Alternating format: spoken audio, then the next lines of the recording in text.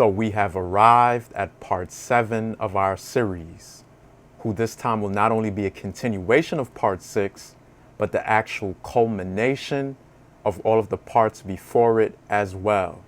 Because again, we had to make sure the proper foundation and footing was laid, rooted in nokware, truth, as parts 1 through 4 were more like the seeds for part 5, which again was the turning point in our series that paved the way for part 6, part 7, and beyond. So metaphorically speaking, parts 1 through 4 were more like the seeds we planted, which began to sprout in part 5 and 6, whom now will begin to sprout rapidly and culminate here in part 7 in terms of the flowering of our actual ancient collective identity, which so far we've been demonstrated and proven could only be properly understood when we account for the fact that the various ethnic groups and clans on the continent of Afuraka, Africa, as well as those of us descendants in the Western Hemisphere, have actually retained and preserved our ancient collective identity through our ancestral cultures, cosmology, languages, and religious practices, who we also brought with us when we migrated around the world in ancient times. And of course, before we delve into part 7, we're going to briefly go over the highlights that we introduced and began demonstrating in part 6, which includes part 6 continued and part 6 continued end. So in part 6, we introduced and began exploring the book Afuraka, Afurakan, the origin of the term Africa. So from there, we went on to introduce 2 primary sources from ancient Kamit, so-called Egypt, that contain the origin of the term and name Africa, which we showed was transliterated as Afuraka and Afurakan in our 2 primary sources in text, which again, as you can see right here,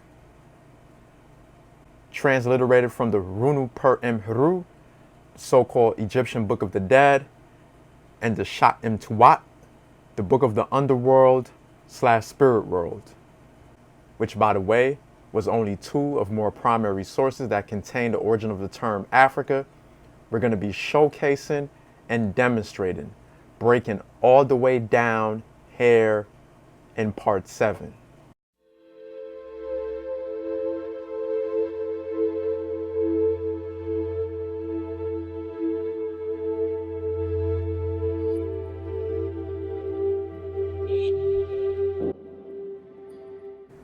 Continue.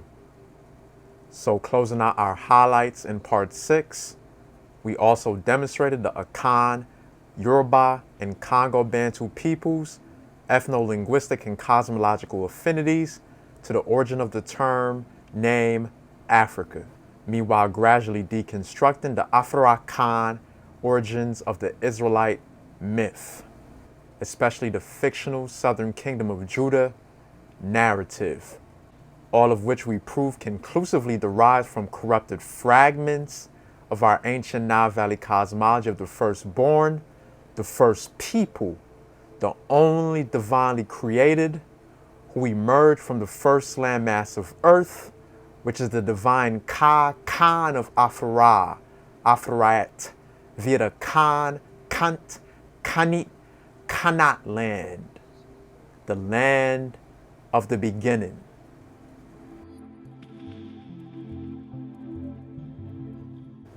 Which of course you can see again here, still being used as an ethnic name by the Akan people, called the first foremost land, the front land, the headland, the land of former times, the land south of Kamit, so-called Egypt, the land of the beginning.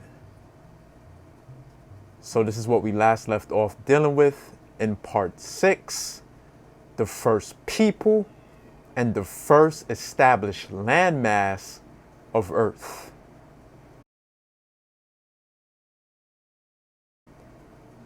Now, this first concept of first people, the original man and woman, is something that some of our people are familiar with.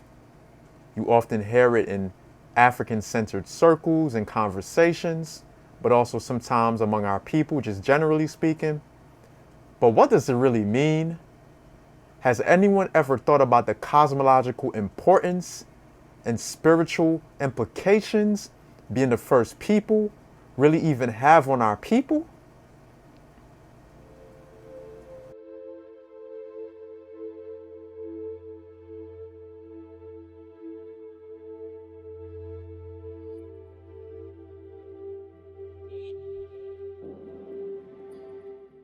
So needless to say, this concept of the firstborn and first people will be playing a crucial role throughout the rest of our series.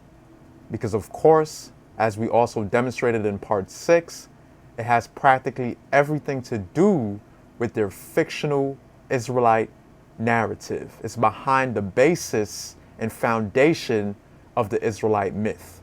So it plays a huge role throughout the rest of our series as well.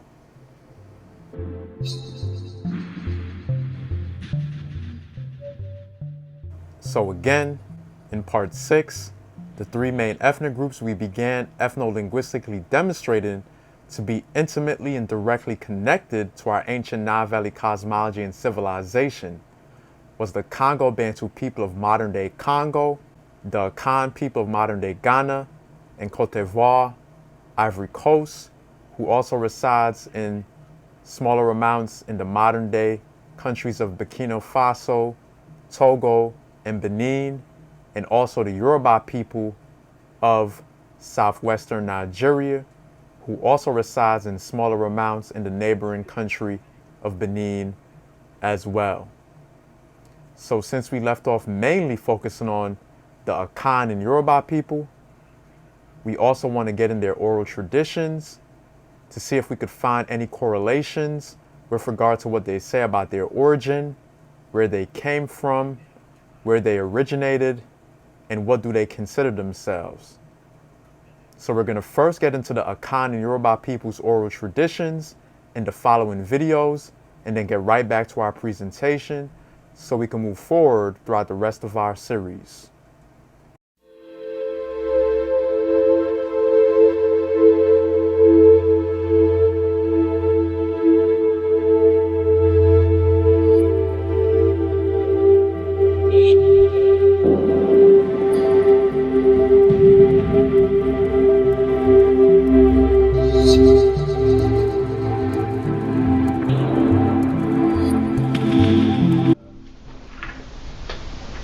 Okay, I will let Kwaku speak and introduce those brothers and sisters of the Ashanti heritage and also the goals. So, I'll give you the word. Thank you very much, Mr. Graham. I'm welcoming you all today, and I see today as a great day in my life. Wow. Thank you. Thank you. And today is a turning point in our mind. He said, emancipate yourself from mental slavery. None but ourselves can free our mind. So the issue at stake today is not to debate or not to argue, but to smoke peace pipe, that we all will be clear about what happened. The story is twisted in the negative way so that black man will see his fellow black man as an enemy, so that the unity that we are running after will never be achieved, and every day they will continue to take advantage of us.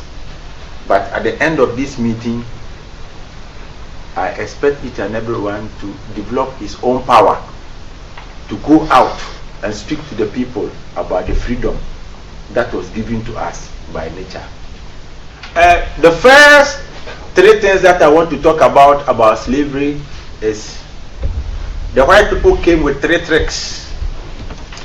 The first one was alcohol, the second one was the Bible, and the third one was the gun. I'm Ashanti. My name is Kwaku. This is the queen of the Ashantis here in the Netherlands. And this is a sub-chief of the Ashantis here in the Netherlands. Who are the Ashantis? The Ashantis, according to our story from our great ancestors, nobody can tell where we began or where we started, because our history is ranging from the time of the Garden of Eden before the writing of the Bible. Because the Ashantis belong to a clique of ethnical group called the Akans.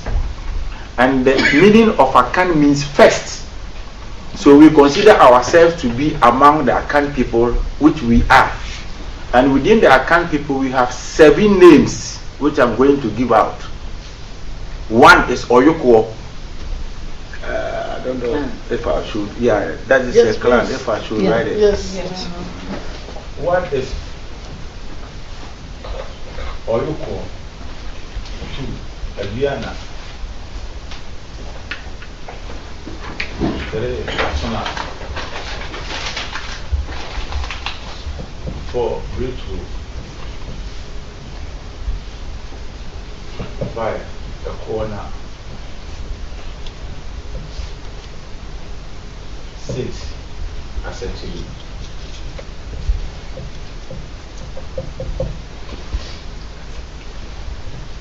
7, Asen. This, what I have written there, we consider ourselves to be not that we consider ourselves, that is what we are told.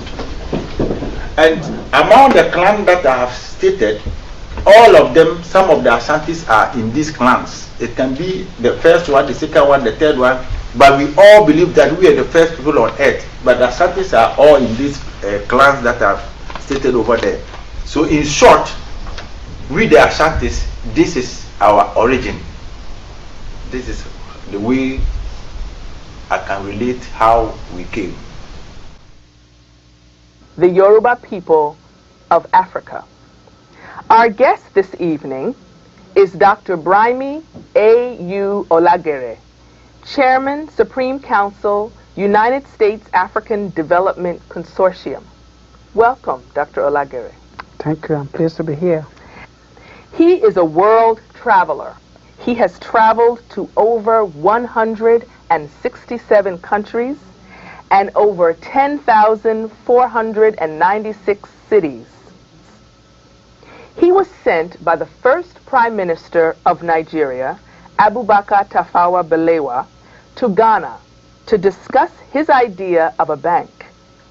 And thereby he became the private and roving secretary to Kwame Nkrumah of Ghana. Dr. Olagere, again, welcome to Africa's Vision Network. Thank you very much. It's my pleasure to be here. Oh, we're so glad to have you.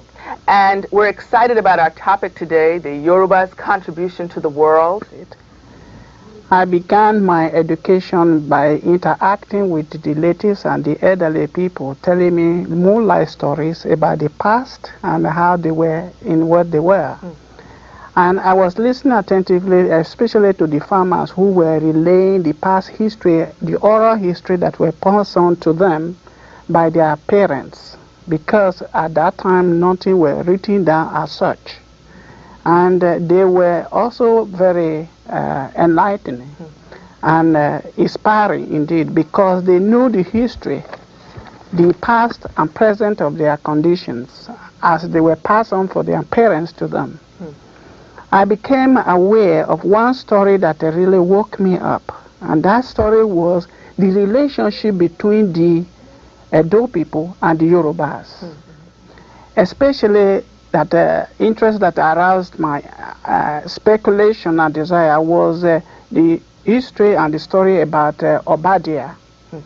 Obadiah in the Bible, as you may have read, is a story that really go far beyond as it was related in the Bible. Obadiah was a diplomat by description, but he was a peacemaker. He was a brother of Moshere. Moshere was a man who was the father of the Yorubas. Obadiah, Moshere, Iwote, and Isabel were the children of Amusere of Sudan. This family came from Sudan, and their father was the crown chief of Sudan. The father came from about 72 miles from Uganda, present Uganda. And they were there at that moment and moved on to the northeast of Sudan from Uganda, Jinja. The place they were living at that time was Jinja. They moved on up north.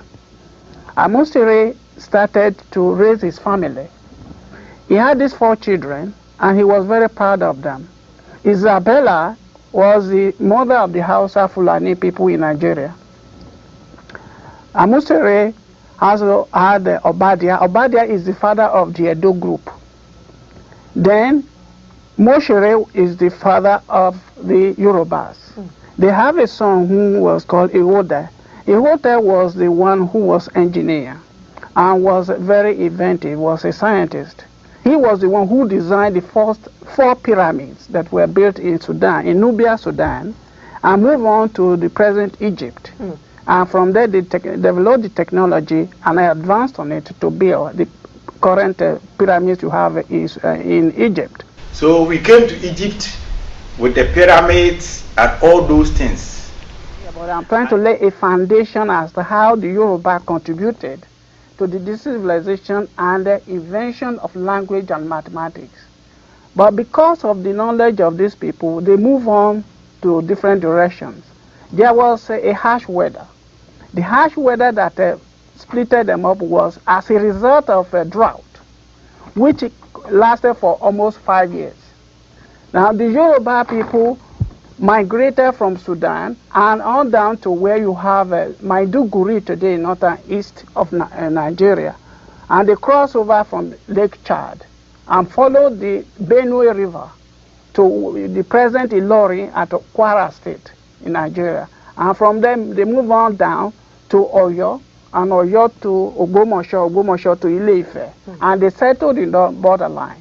However, as a result of the movement down, they settled in that area, the Obadiah family followed them, and they settled in the present Lagos. My name is Nanarabo Chua II, the Oman Hima, or the Queen of Mankisim tradition area. I was a real estate developer, and I'm still a real estate developer, and I became a queen just about 3 years ago.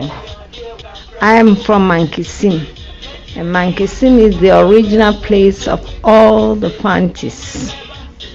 In fact, all Ghanaians, I should say, because when we started coming from Egypt, we were all one people moving from Egypt. Some stop in Dakar, some stop in Nigeria.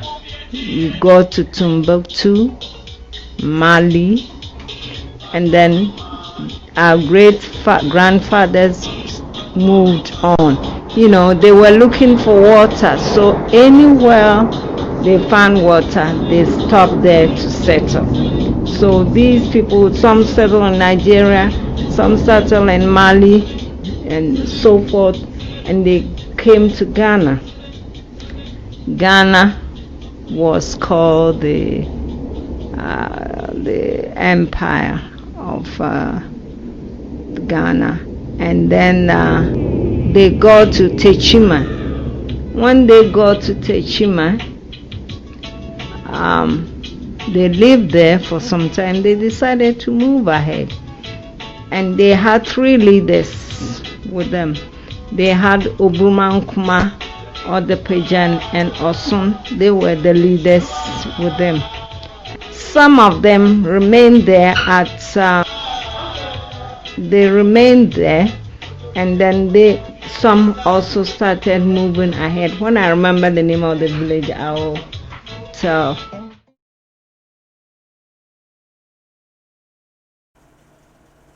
So, before we get back to our presentation, we're going to do a quick recap of the oral traditions relayed and discussed in the 3 videos. There were 3 individuals who are discussing their oral traditions as it relates to their origin and migration from our ancient Nile Valley civilizations, from ancient Kamit and Kamit, ancient Nubia, and Egypt. And of course, again, which was established from the very beginning of our series, the only thing that we adhere to and honor is nokware, truth. So anything that cannot be proved and verified through our spiritual forensic method of nokware, it is discarded, it is thrown out, it is garbage.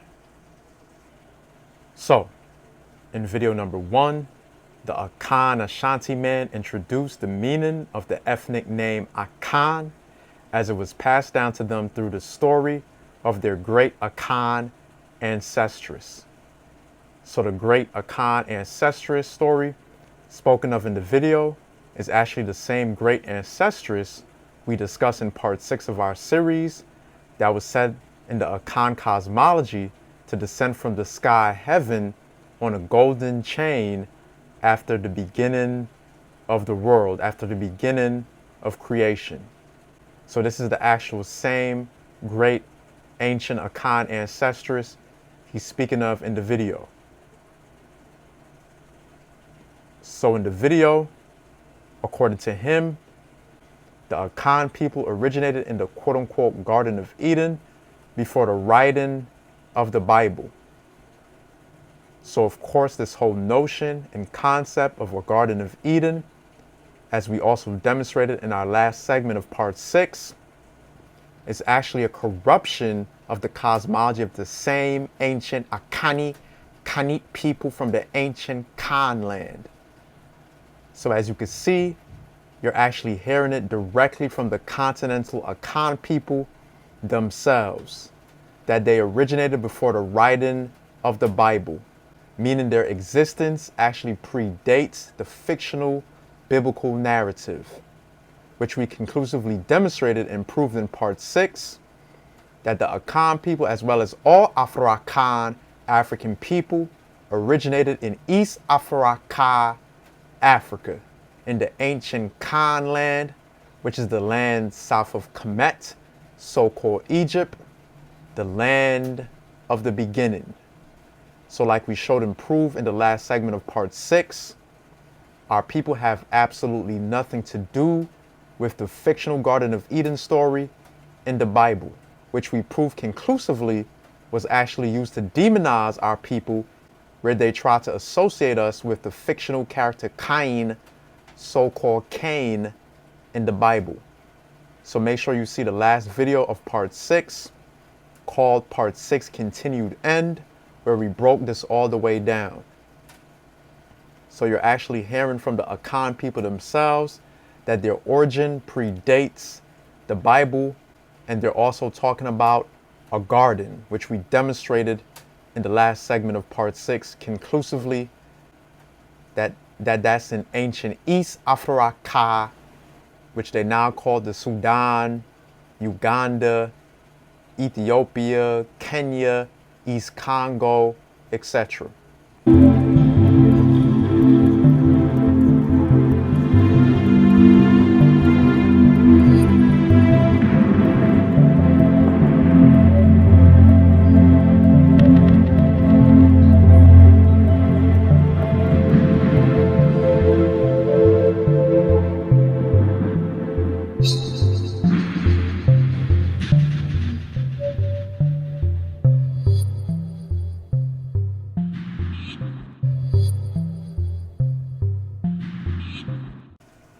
So furthermore, he also stated in the video that the meaning of the name Akan means first, and that because of this ancient tradition, Akans today still consider themselves to be the first people on Earth, which again is very crucial to our series moving forward, because not only did we find the Akan people, an indigenous continental African ethnic group, still considering themselves to be first, But most importantly, in honor of Nakwade, we were fortunate enough to find the actual primary sources within the ancient civilization where the actual claim originated and derived.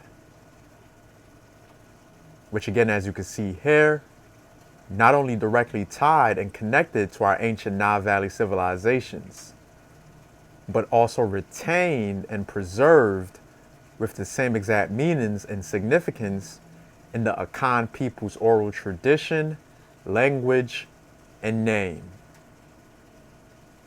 So again, this whole concept and cosmology of first, foremost, chief, leader, from the beginning, etc., will indeed be playing a crucial role in deconstructing the Israelite myth throughout the rest of our series.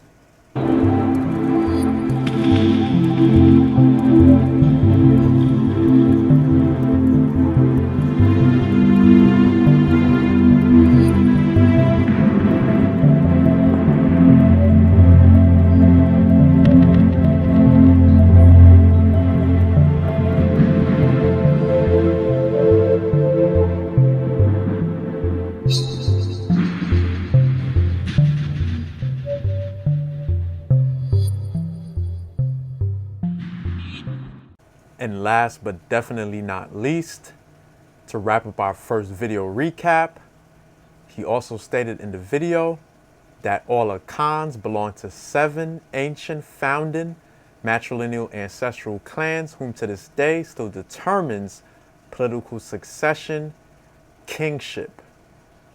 So now you're also witnessing the oral testimony to their divine matrilineal inheritance from the cosmology of their great ancestress we first highlighted in part 6.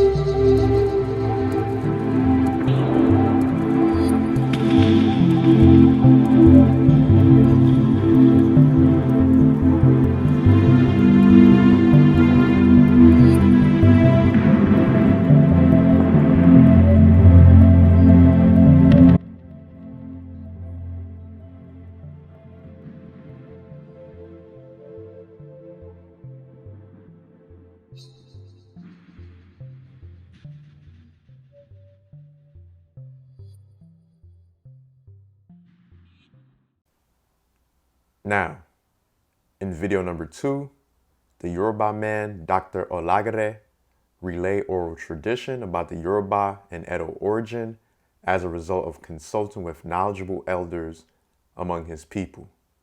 According to him, the Yoruba people originated in the ancient Nile Valley in the modern-day Sudan, South Sudan, and Ugandan regions. They eventually settled in northeast Sudan.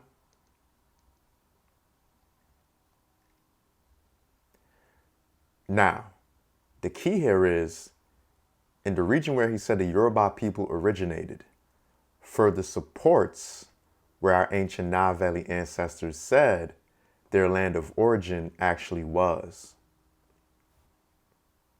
Which again, as you can see here, still tied and connected to the Akan people's name linguistically and cosmologically. Which again is referenced as the first land, the front land, the south land, the land south of Kamit, so-called Egypt, the land of former times, the land of the beginning, which of course is in the same exact regions of present-day Sudan, South Sudan, Uganda, Kenya, Ethiopia, etc. So essentially we're talking about East and Southeast Afuraka, Africa, which we've been demonstrating all throughout our previous segments, specifically in parts 1, part 2, part 3, and part 5, who we prove conclusively is backed and corroborated by the genetic and archaeological data as well.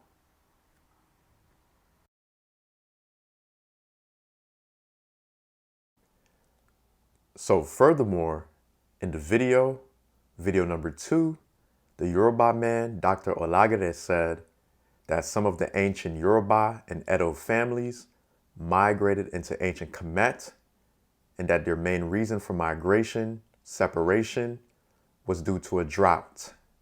Something we now all know is also supported in the Congo-Bantu oral tradition.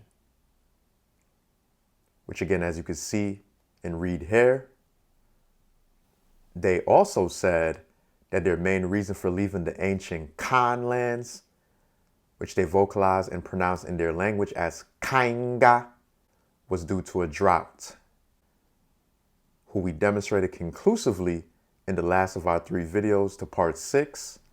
Kainga, when pronounced nasally, gives us the vocalization kaina, kaina, which at its root makes the kain sound, which is actually what we find as its vocalization in the Yoruba language. The same name they co-opted in the Bible as Cain, Cain, in the fictional Garden of Eden creation story.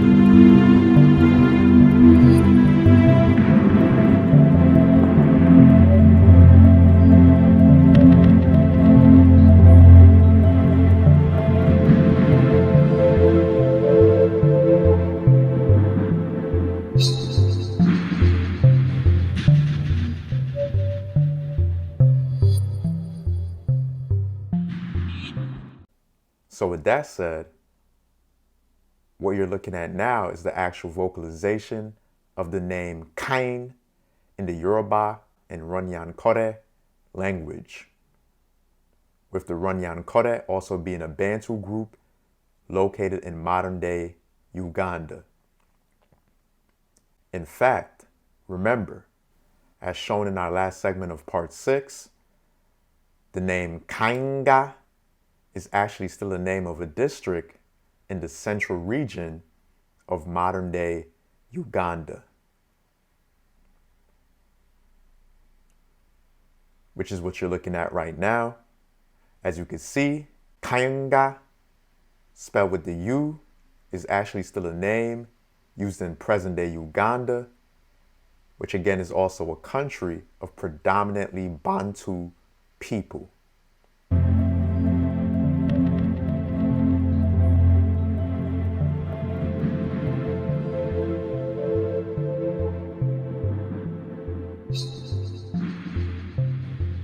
And of course, our origin in East Afuraka, as also highlighted in our previous segments, is where they get the fictional idea of Wakanda from in their Marvel Comics and fictional movie, Black Panther. So now you can see even further why in our previous segments, we showed certain images and scenes from the movie Black Panther. Not that we support the fictional Black Panther, but to show where the Eurasians actually stole the idea from. So even though Black Panther is indeed fictional, just like their fictional Bible, you now know the reality they're actually basing their fictional ideas off of, which of course are corruptions and perversions of our ancient Nile Valley cosmology and civilization, which in this light is dealing with the divine Ka and the divine Khan of Afura, Afurat.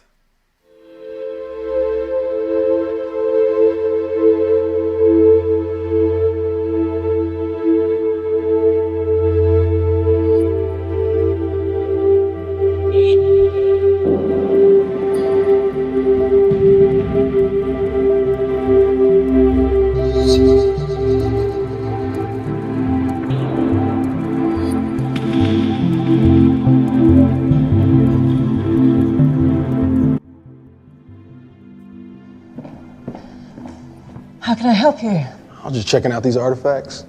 They tell me you're the expert. You could say that. They're beautiful. Where's this one from? The Bobo Ashanti tribe, present-day Ghana, 19th century. For real? And what about this one?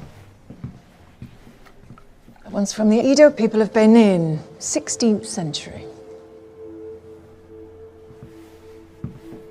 Now, tell me about this one. Also from Benin, 7th century, Fula tribe, I believe. Nah. I beg your pardon. It was taken by British soldiers in Benin, but it's from Wakanda, and it's made out of vibranium. Don't trip. I'm gonna take it off your hands for you. These items aren't for sale. How do you think your ancestors got these? You think they paid a fair price? Or did they take it like they took everything else?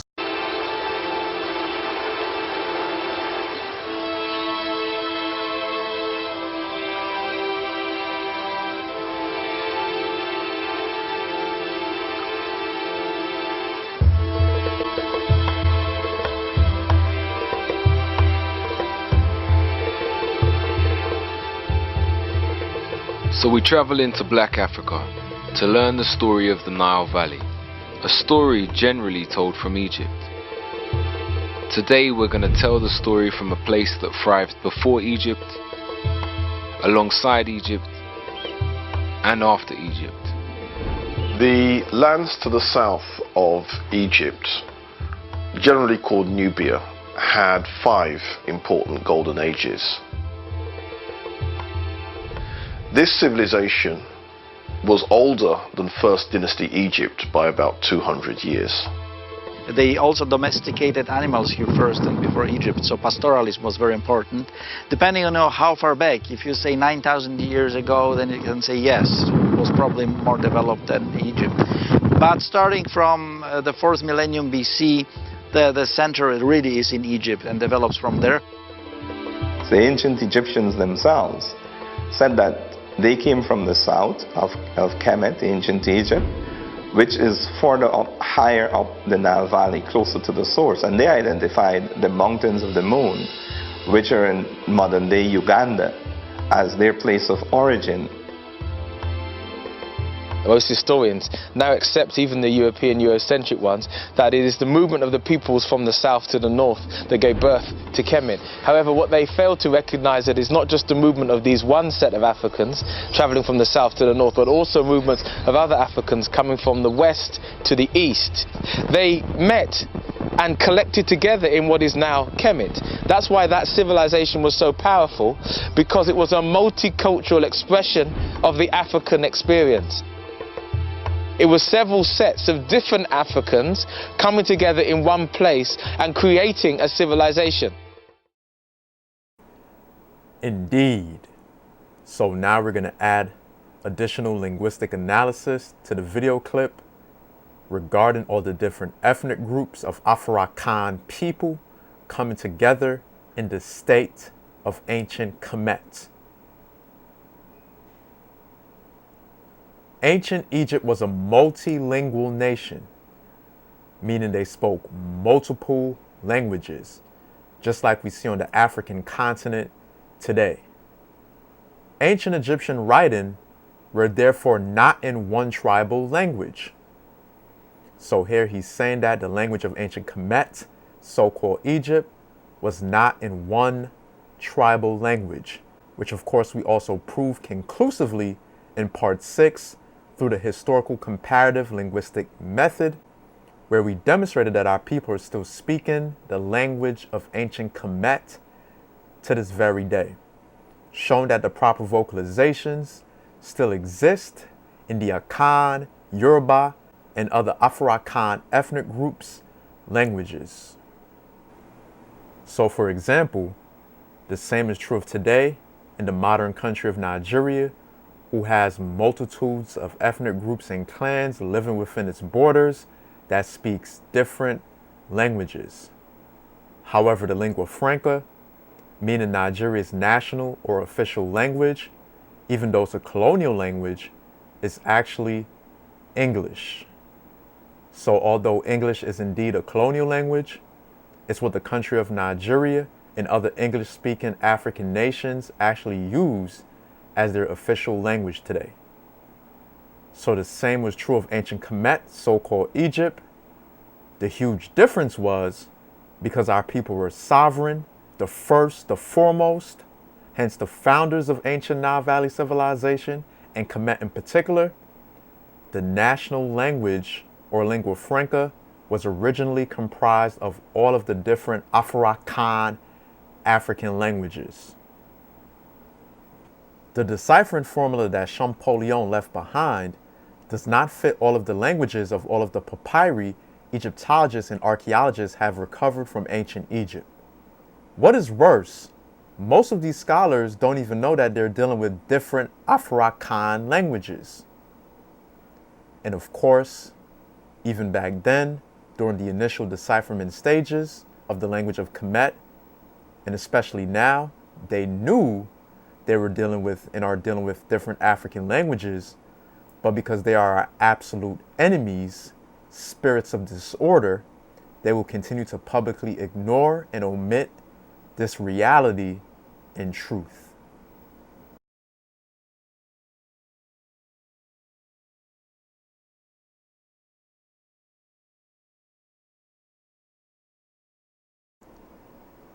Continue. Ancient Egypt was a Pan-African civilization. Egypt was a Pan-African civilization because it was made up of 42 sapats that were populated by different ethnic groups who spoke a variety of languages. And the 42 sapats he's speaking of here is actually the indigenous name for what Eurasians, namely the Greeks, call gnomes. So there were actually 42 sapats that originally began in the south, in the Sudan, which later formed the border of Upper Egypt, which again is the south. So these 42 sapats were actually different city-states, similar to what we have here in the US. The differences in the US, we have 50, whereas in ancient Kamit, there were 42, which actually corresponds to the 42 laws of Ma'at.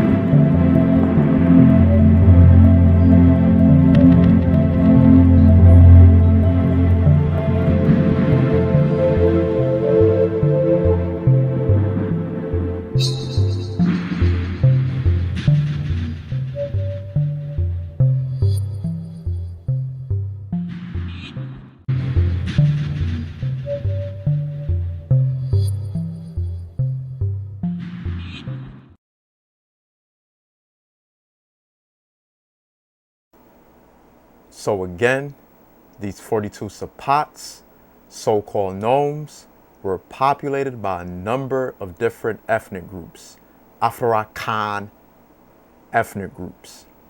Just like we see today on the continent of Afuraka, Africa.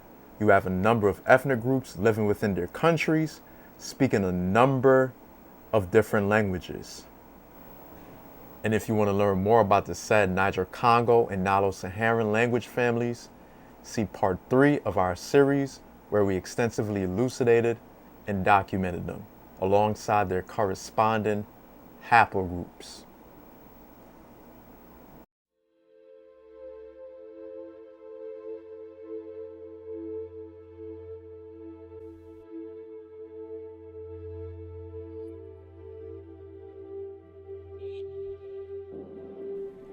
So here we're going to read even further about the hieroglyphic symbols of ancient Kamit coming from the south. Equally inadmissible are theories that take the same assumption to explain the origin of Egyptian writing, whose essential symbols, hieroglyphs, in reality represent the flora and fauna of the Afurakan interior, the land south of Egypt, particularly Nubia, the Sudan, not Lower Egypt. So this is key because he's saying that the hieroglyphic symbols actually represents the flora and fauna of the Afurakan interior, the land south of Kamit, particularly Nubia, Sudan, which we now know one of its most descriptive and popular titles was called by our ancestors the ancient Kanit, Kanat land.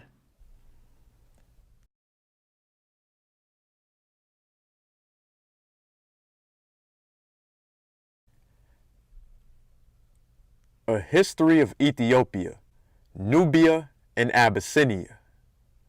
So now we're going to read about some of the indigenous names and titles for the lands south of Kamit, so-called Egypt,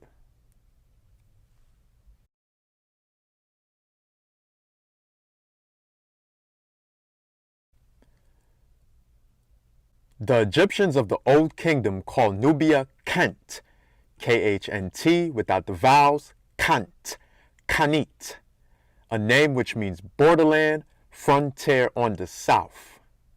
And the Old Kingdom, or rather the Old Empire, is actually the oldest period during what they call the dynastic period.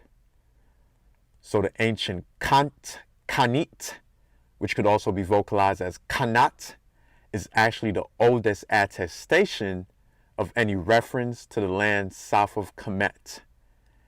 Yes, the name entitled Kant, Khan, actually predates all the others.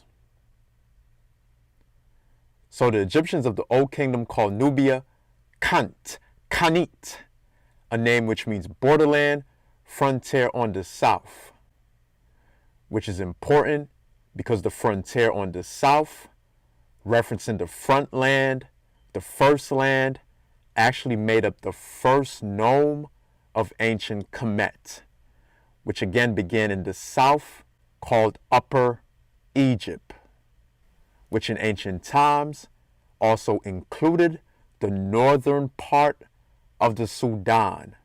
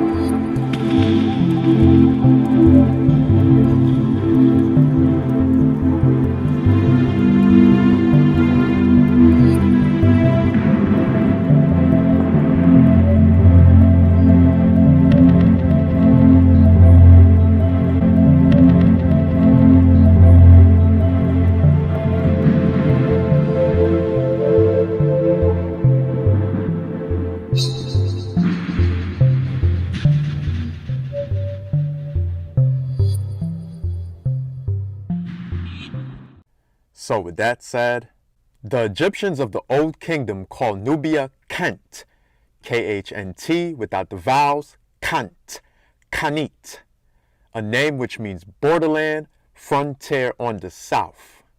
A later name was Kinset, K-N-S-T without the vowels, or in the form in which we have the bow as a determinative. And the determinative is actually a descriptive symbol that comes at the end of the term in the hieroglyphic language. Shows that the bow, pachet, was the representative weapon of the peoples of Nubia.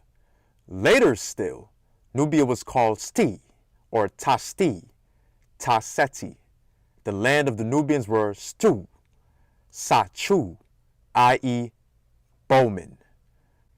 So you could see these particular terms were actually attested later, as well as Kash or Kush. These are all terms that were attested after Kant Khan, with the term Kant Khan actually referencing the first land, the front land.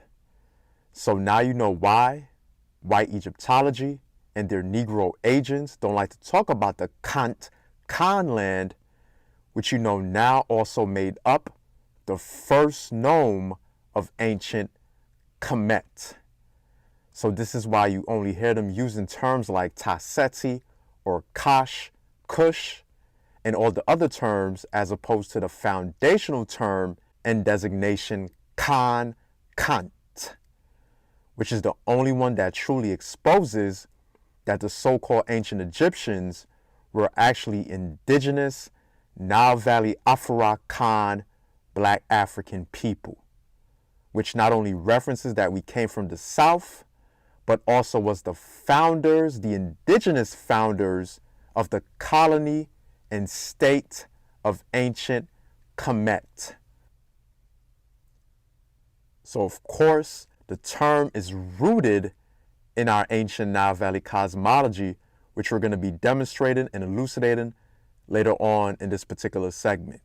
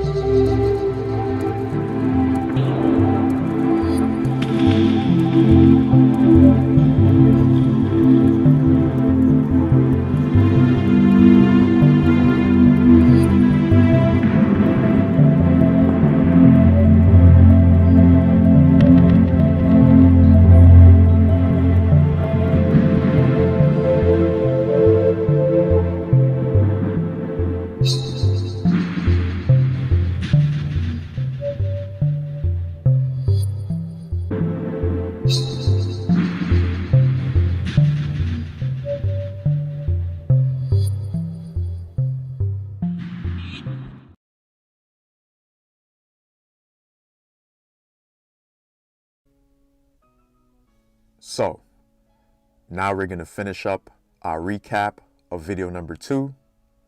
So we last left off saying that some of the ancient Yoruba and Edo families migrated into ancient Kemet, and that their main reason for migration separation was due to a drought. Dr. Olagere, the Yoruba man, also stated in the video that the Yoruba and the Edo are closely related, with also an ancient relationship with the Fulani and Hausa, and that the Yoruba migrated into West Afuraka, Africa, from the ancient Sudan, Nubia. However, as you could see, one of the main reasons for some of our ancient families migrating and separating was due to a drought, which we now all know is also mentioned in the Congo-Bantu oral tradition. In fact, this drought and famine that the Yoruba and Congo-Bantu people are talking about is actually attested in our ancient Nile Valley primary texts via the famine stela. So in part 1, we introduced the famine stela in relation to our Nile Valley origin and south up orientation. And suffice to say, the famine stela is also what they corrupted and co-opted into the fictional character Joseph and the 7-year famine in the Bible. So we're definitely going to be fully addressing the famine stela alongside their other anti-Afurakan biblical fabrications later on as well. But not only that, this drought and famine that the Yoruba and Congo Bantu tradition is speaking of also coincides with the drying of the ancient Green Sahara we discussed and conclusively showed and proved through the scientific data in parts 2, 3, and 5 of our series.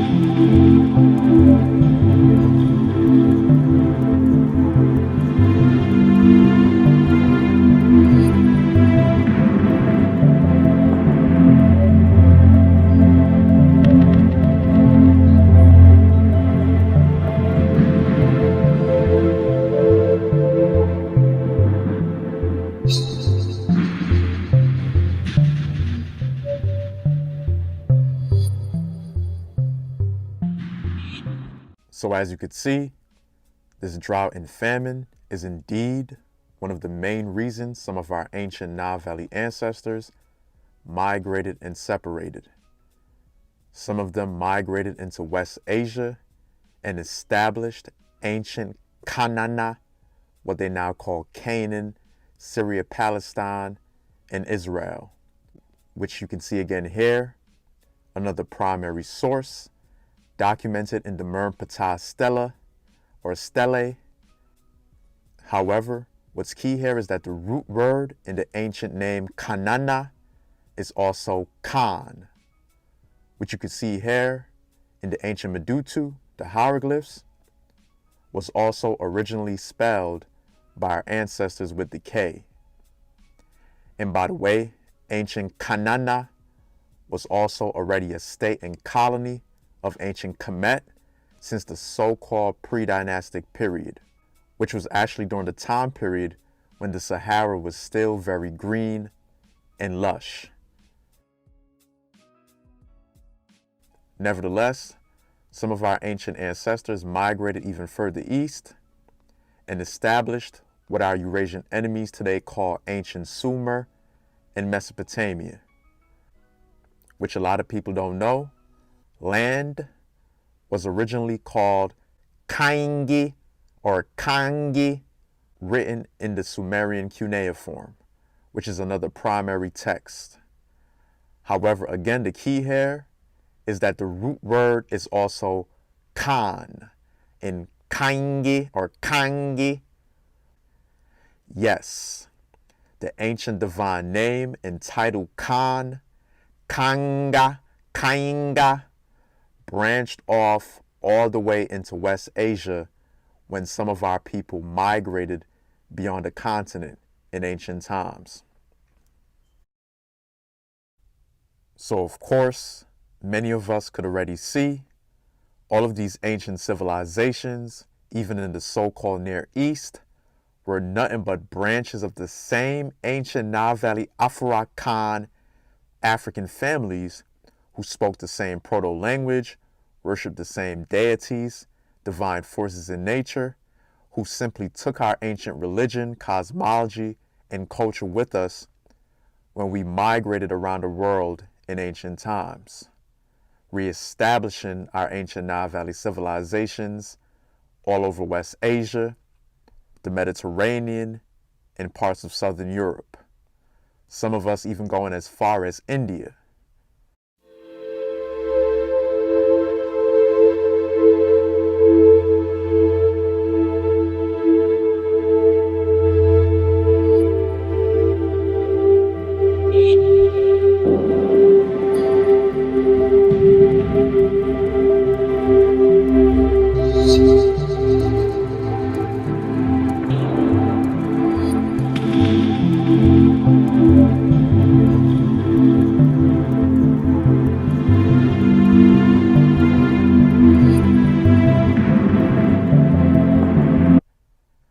However, this was all pre-Aryan invasions, which means prior to and before our white Eurasian enemies began invading and taking over our ancient centers of civilizations after the last ice age. After they got isolated in the last ice age and began invading, raping our people, polluting their blood, and displacing many of us in ancient times, all the way up until the Arab invasions.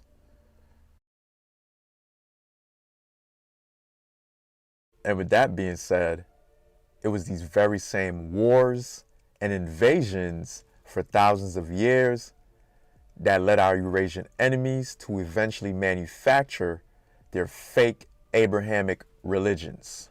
Of course, only after corrupting fragments of our ancient ancestral cosmology, culture, and religious practices they encountered and began observing in the ancient Nile Valley and other parts of North Afuraka and the so-called Near East.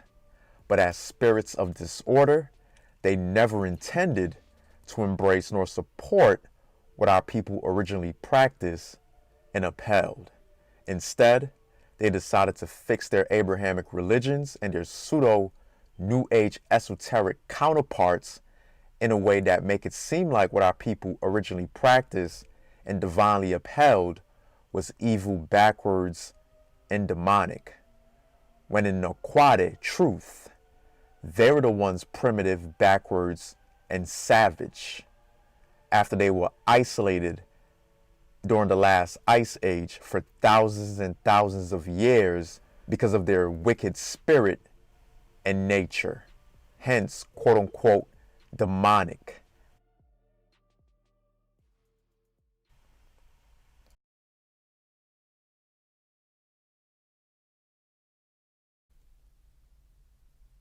So now we're going to close out our oral traditions by recapping our last video, video number 3.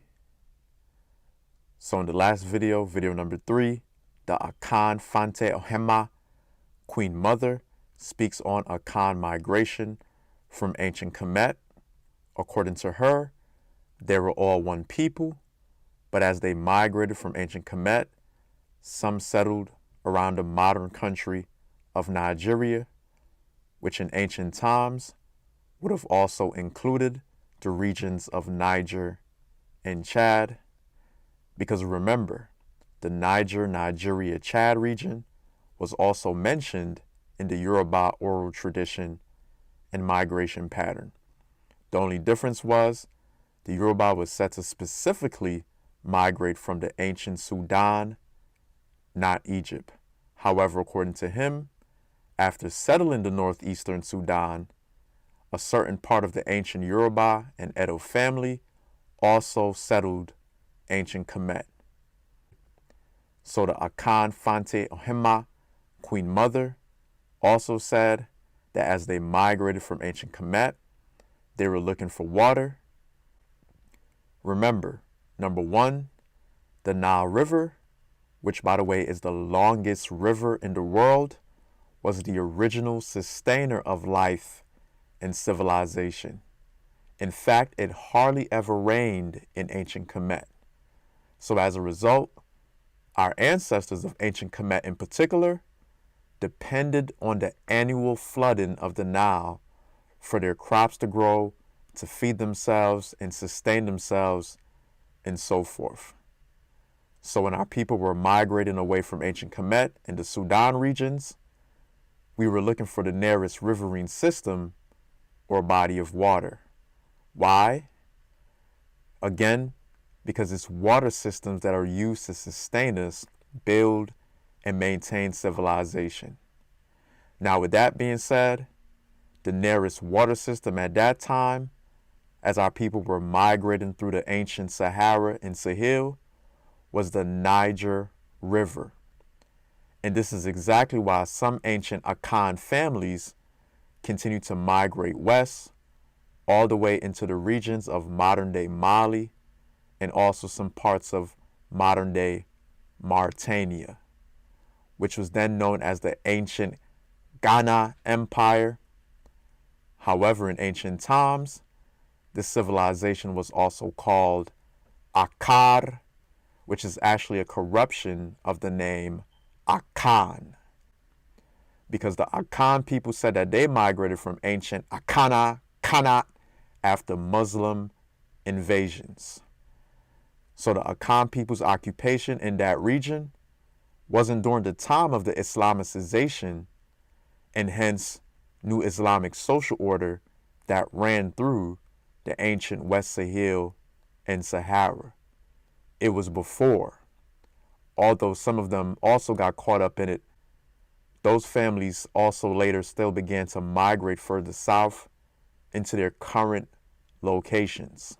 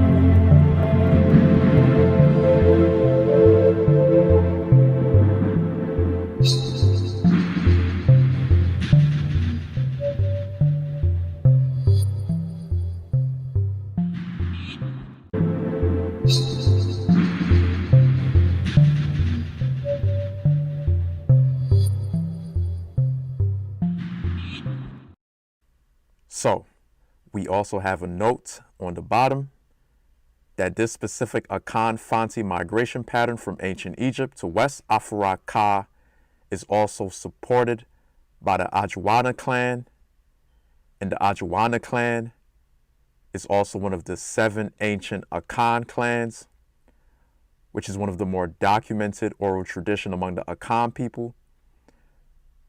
However, the only difference is the Ajuana clan said that their last place of settlement after migrating from ancient Kamit was Nubia, Sudan.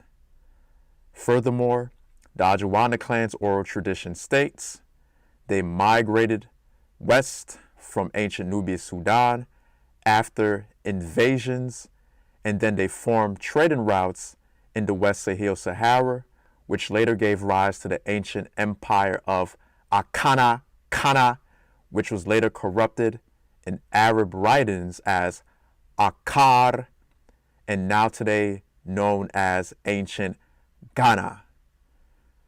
So they also later had to migrate further south due to wars stemming from Arab Muslim invasions. So that is the Ajuana clan's oral tradition.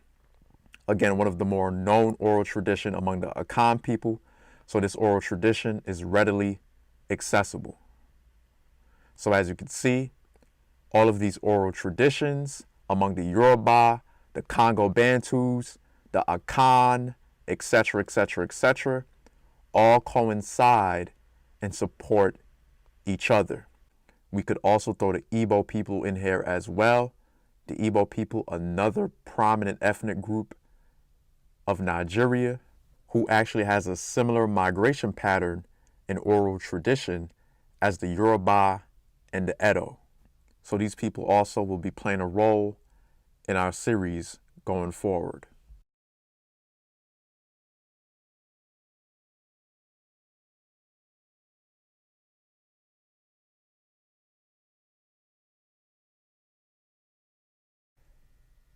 So now that we finished recapping our oral traditions, we're going to get back to where we last left off in part 6, exploring the book Afuraka, Afurakan, the origin of the term Africa.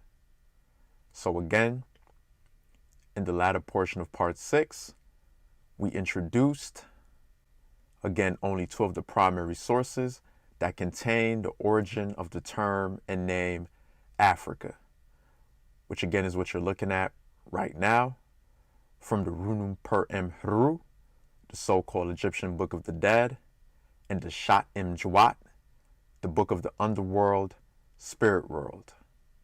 Again, transliterated as Afurakaka and Afurakant. So these 2 sources is what we've introduced thus far. However, now we're going to be exploring our other primary sources that contain the origin of the term as well. All of which we're going to be breaking down to its most minute component cosmologically, culturally, spiritually, linguistically, and historically, so we can get a proper and holistic understanding of the term.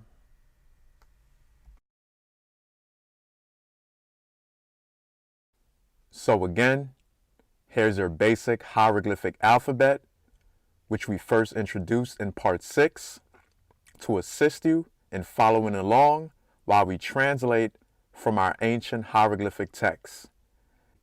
So this is what you're going to need because we're going to be doing a lot of translating as we move forward.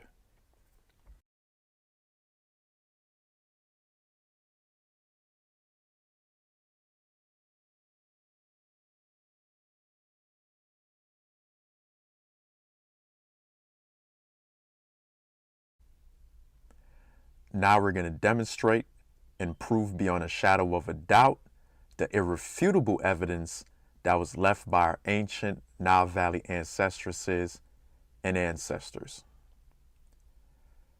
In the Runum Per Emheru, often misnomered, the Egyptian Book of the Dead, Afurakanu, Afurakaitnut, Africans of ancient Kemet, relay what the Abosom deities taught us about the origin of creation and the establishment of the first landmass of Earth, in what is referred to as Chapter 17 on Plate 7 of the Ani Sheft, the Papyrus of Ani version of the Runum Per Em Heru.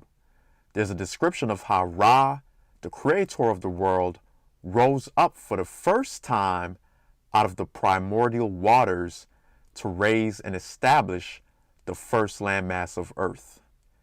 An excerpt from this portion of the text reads,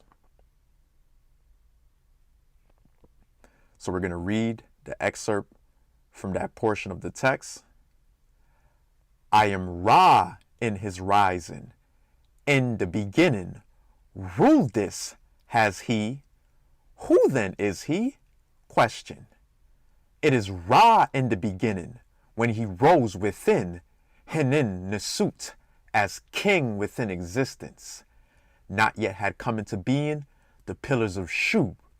Before the pillars of Shu came into existence, he existed upon the highland in Kemenu, of that within inner Kemenu. I am the great God.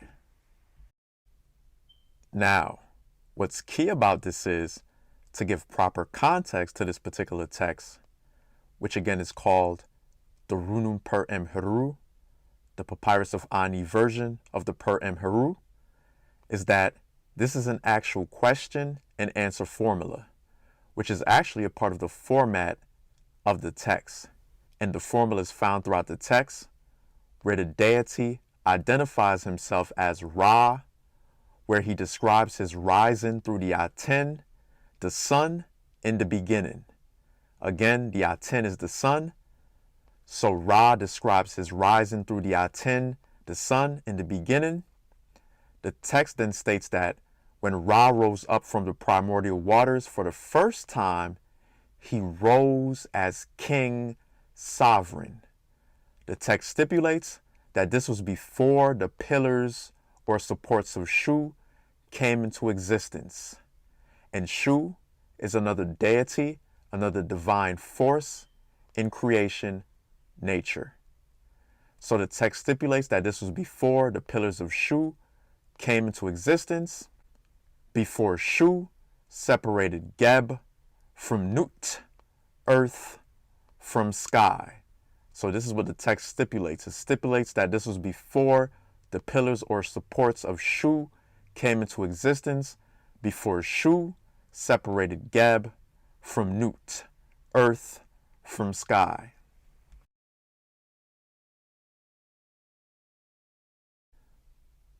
So now what you're looking at are two cosmological images of Shu separating the deity Geb from Nut. And Nut and Geb are also divine forces in creation, nature, with the deity Nut representing the sky and Geb representing the earth. So what's being shown here is that at night, it appears that the night sky is embracing the earth, and at dawn, the air of the atmosphere appears to push the night sky up away from the earth.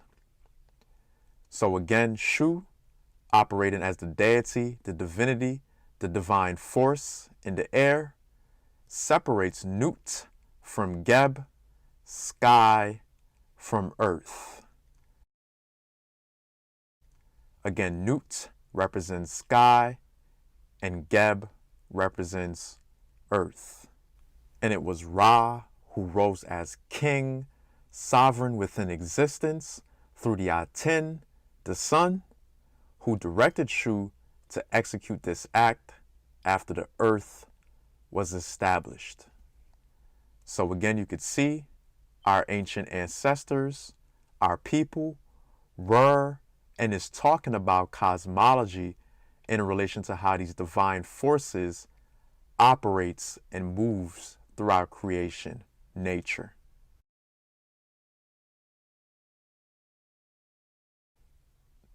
Now we're going to read over the entire text from the Per Em Heru, the Papyrus of Ani version, chapter 17, on plate 7 along with its translations, because in part 6, we only showed and introduced the bottom portion. So here we're going to read over the entire text. And suffice to say, the Pillars of Shu actually references the 4 cardinal points, the 4 supports of the sky, held up by Shu. So we're going to start with the top half first, the top portion, and then read the bottom portion. Nuk ra kai sha hek panum nuf putra arfsu, which is translated as, I am Ra in rising, his in beginning, ruled this, he. Who then is he? Question. Continue.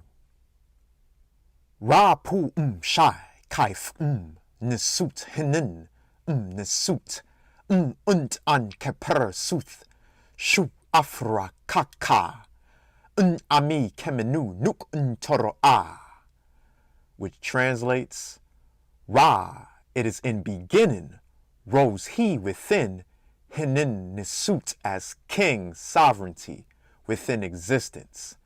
Not come into being, Pillars of Shu, existed he upon highland, hill, of that within inner, Kemenu, I am God, great. So it was Ra in the beginning, who rose within, hinin nisut, as king, sovereign within existence, upon his highland, Afuraka, Afuraka.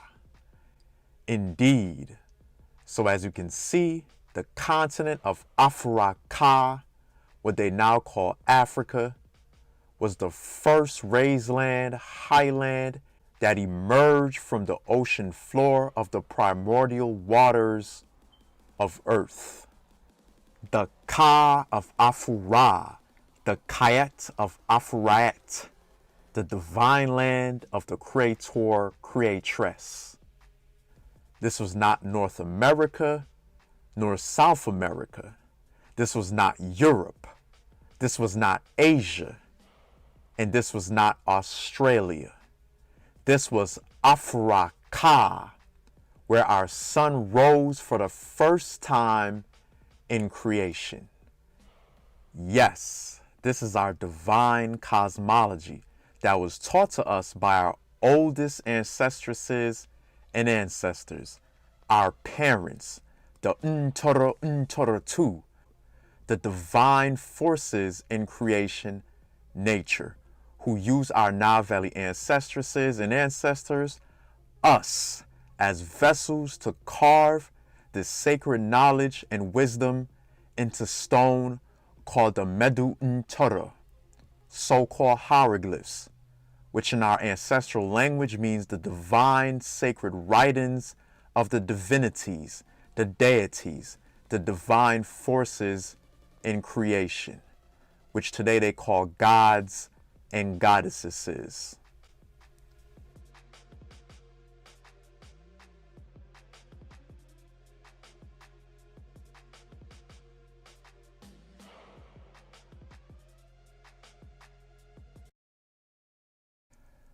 So again, here we have a close-up of the actual Medutu, the hieroglyphs by itself, of the name Afuraka. So we're going to read and translate. So first we have Ah, which is a symbol of a reed and quail chick, which means to be, exist. F, which is a symbol of a horned viper, sometimes called a snake, meaning he. Her, which is a symbol of a face, head in the sky, meaning upon. And lastly, we have Kaka, which is a symbol of a hill, and vulture bird, which means highland, exalted land, hill, mountain. Remember, as we discussed in part 6, the kaka in the name Afuraka is the doubling emphasis concept we can actually still find retained in our respective languages, cultures, and the regions we have migrated to and named. Now, what's also key here is that the term hr within the name Afurakaka, meaning upon, is very critical to understand. Why? This is critical to understand because the actual Medut hieroglyph for the term hr is again a depiction of a face, head in the sky, heavens.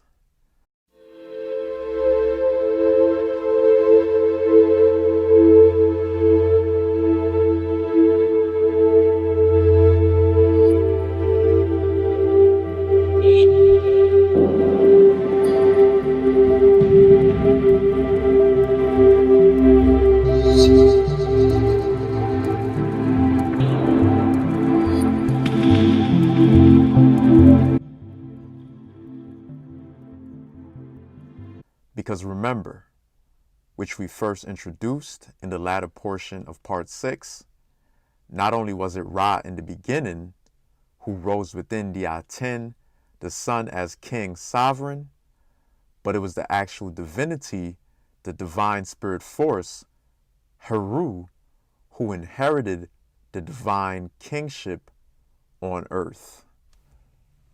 So we're going to continue on and read. The term hr, meaning upon, within this term is critical to understand. The actual Medut is the depiction of a face, head in the heavens. This term is also the root of the term hr, or hri, meaning chief, king, he who is above, leader. The reason why the terms reference a face, head in the sky is because the face is that of Ra in the masculine aspect. Ra, as the creator, is the chief, king, he who is above, the original leader. The texts of Kamit state that the left eye of Ra is the moon and the right eye of Ra is the sun. One day, Simba, the sun will set on my time here and will rise with you as the new king. And this will all be mine? Everything. Everything the light touches. And by the way, the left eye of Ra being the moon and his right eye being the sun is of course where they corrupted and co-opted the story in their Bible of the southern kingdom of Judah, which you can see again here, giving birth to the divine priestly kingship line, where the fictional Messiah, Yeshua, or Jesus, was said to come from, which are all corrupted fragments of them piecing together their Israelite myth and Judeo-Christian religion.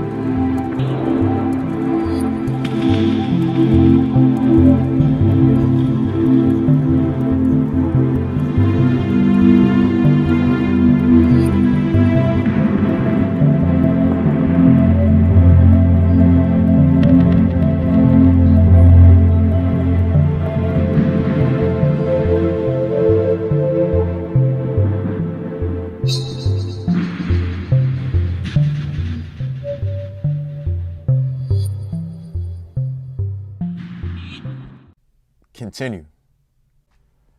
This is why you find scriptures, which you can see again here, all throughout their Bible and so-called extra-biblical texts, that reflects the divine kingship inherited by the sons of Heru. Yes, directly inherited from the ancient Kamit, land of Afurakan, the first, foremost, he who was at the head, chief, leader, the first rank, the front land, the land south of Kamit, the land where our ancestors were in former times, the land of our beginning, which is commonly referred to in history today as Nubia, Balad el Sudan, Taseti, Kash, Kush, and Ethiopia.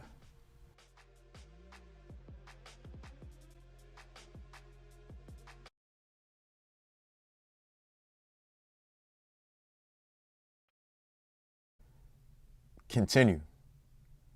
So the text of Kemet state that the left eye of Ra is the moon and the right eye of Ra is the sun. This is because the face of Ra is the original face in the sky with two eyes in the masculine aspect. The term Hr in the name Afuraka not only references upon, as in upon the Kaka hill, but also references Ra himself. The term Hr is a title of Ra as chief, he who is above, upon, the head, the face in the heavens. Afuraka is truly Afuraka or Afuraka.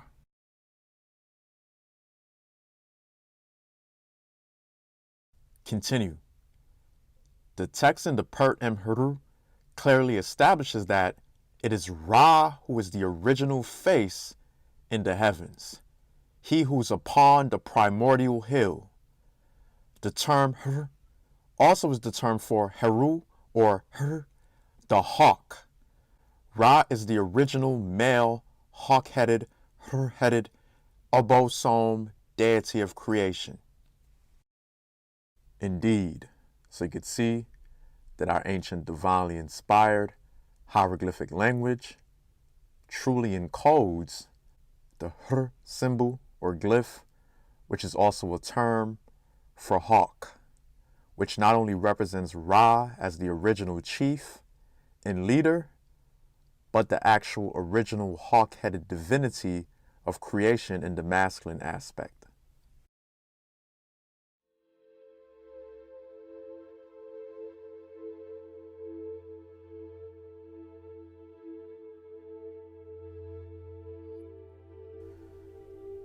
So now you're looking at a number of hieroglyphic Hr face symbols found all throughout ancient Kemet, all of which you can clearly see fit the model of the so-called Negro or Negroid type.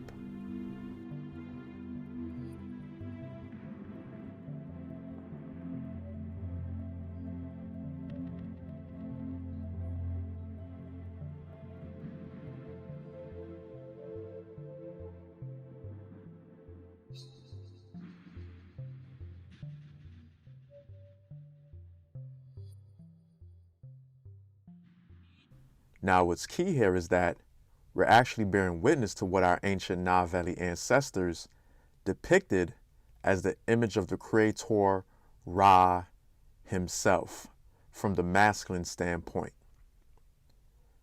Of course, white Egyptologists hate to even mention or show any of this because it exposes their fantasy of the quote-unquote ancient Egyptians being Eurasians, which of course is really sick and delusional because all throughout our ancient cosmology, our sun is always of prime focus and feature.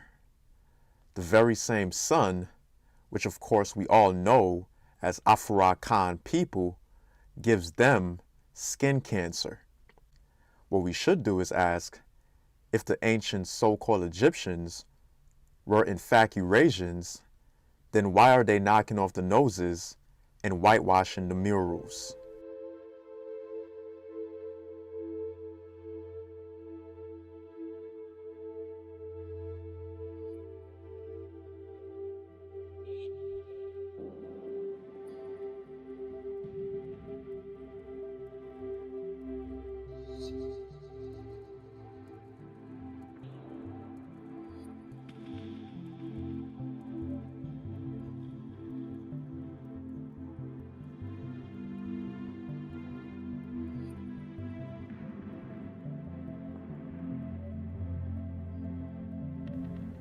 Nonetheless, speaking of blowing off noses, the actual Sphinx, among many of our major monuments, is the actual living manifestation of Heru himself, who manifests as the warrior Heru, who takes on the form of a lion. Of course, this is also where our Eurasian enemies get the idea of a conquering lion, the Lion of Judah, and all of that nonsense from. Yet, of course, the Sphinx is thousands and thousands of years older than the fictional tribe of Judah and its lion symbolism and associations.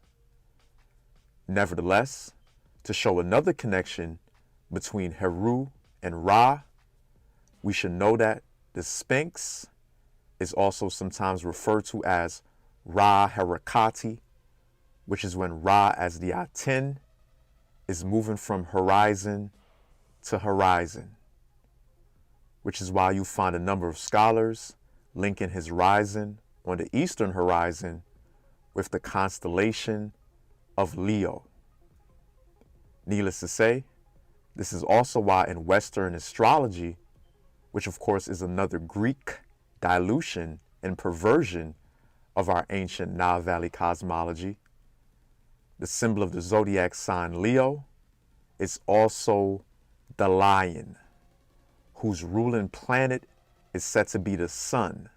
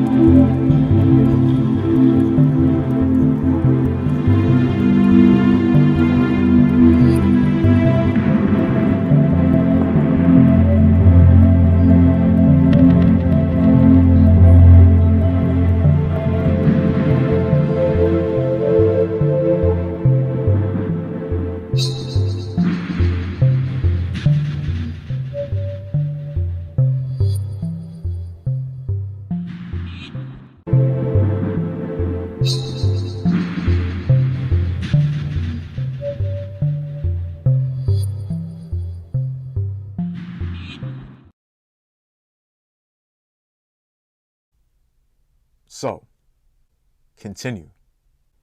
All of the other male abosom with hr or Heru heads, hawk heads, such as Heru Sa-Asar, Sa-Aset, Heru Behudet, Hengsu, Mentu, etc., derive their hr or Heru energy and character directly from Ra, who is their first patricircular, patrilineal ancestor and progenitor. Now, notice that there are actually 4 Heru, which, by the way, also corresponds to the 4 cardinal points of the heavens or sky. Remember, as we discussed a little while ago, the 4 cardinal points are also the 4 pillars that was held up by the divinity Shu in the beginning of creation. Also, we should add that in Western astrology, the 4 cardinal points is also referred to as the 4 angles of the sky or heavens, which is why in their Bible, they speak of the 4 riverheads that ran through the so-called Garden of Eden, which in turn reflects the book of Revelations when it speaks of the 4 angels in the 4 corners of the earth.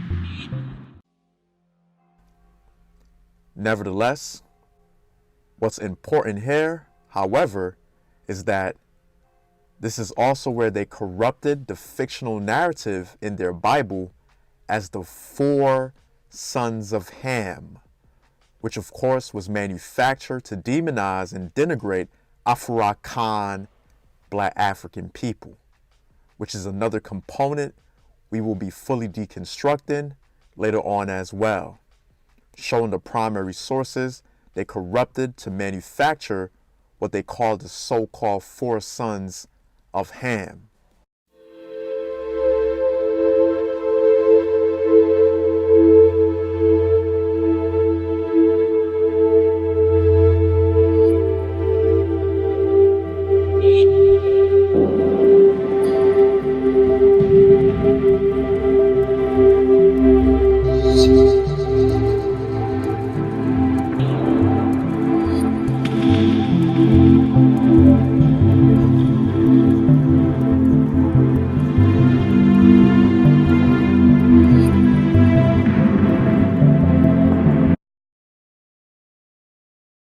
So we're going to continue.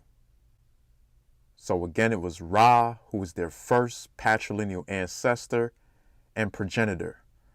Ra, as the creator, is thus the original Heru, Hor in Coptic. So he's the original Heru, the Afr in the name Afuraka, as written explicitly in chapter 17 of the Heru, specifically references Ra, Afura. So again, in the masculine aspect, the creator Ra is the original chief, king, leader, which of course manifested from above, below, in Afuraka, who gave rise to the Afurakans, Afurakanu, Afurite Kaitnut. So Ra is the original hawk-headed divinity in the sky heavens.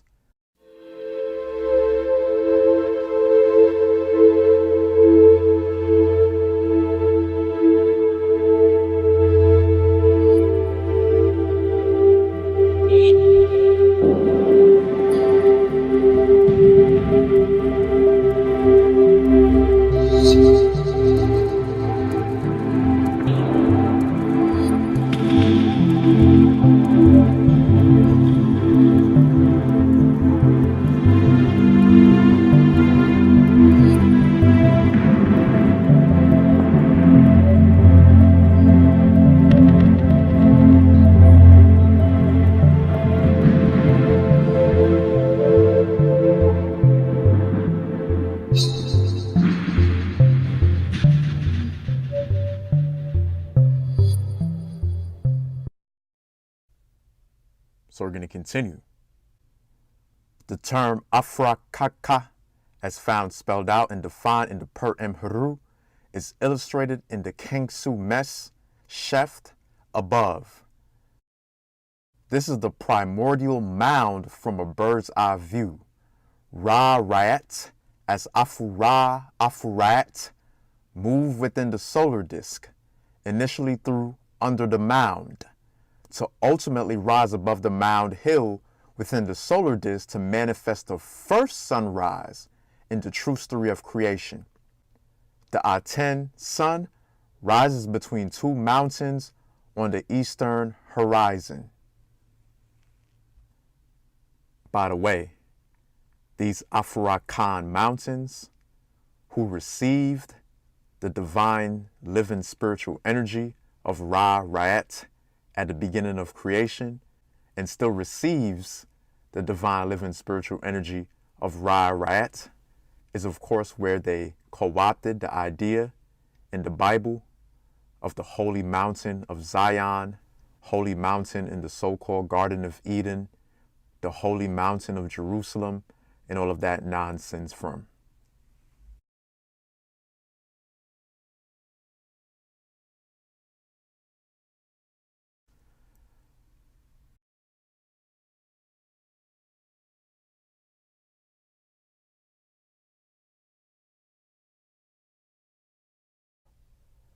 Now, what we have here is an excerpt from the Papyrus of Unefer, which is another primary source that contains the origin of the term Afuraka, Africa, which you can actually find located in chapter 17, section 5, at the bottom of the first column and top right of the second column.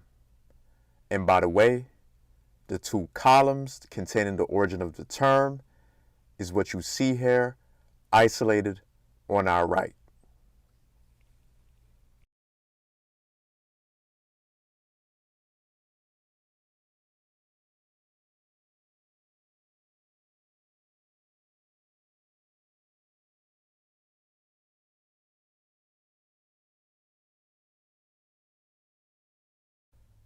So here you're looking at the actual transliteration of the term Afuraka from the Unefer Sheft, the Papyrus of Unefer, which dates back approximately 3,300 years ago, which of course predates any white Eurasian reference to the term anywhere.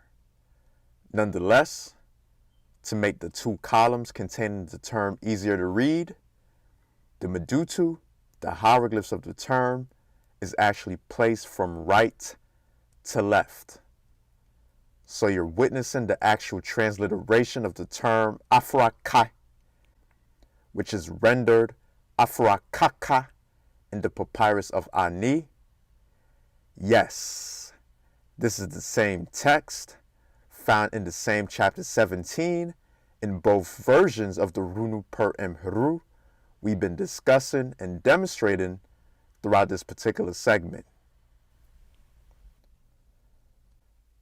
So again, in this particular source, the Papyrus of Unefer, it has the Ka of Afuraka, while in the Papyrus of Ani, it has the Kaka of Afurakaka, and Afurakant in the Shat Mchuwat, the book of the underworld, spirit world. So this is not just us using our imagination, trying to put fragments of little words from here and there together to combine or make up the term. As you can see, the actual term is found literally in a number of primary documents, and as we've demonstrated throughout part 5, 6, and now here in part 7 of our series, the term has an actual cosmological foundation, which of course references Ra as the creator establishing the first landmass above the surface of the water at the beginning of creation.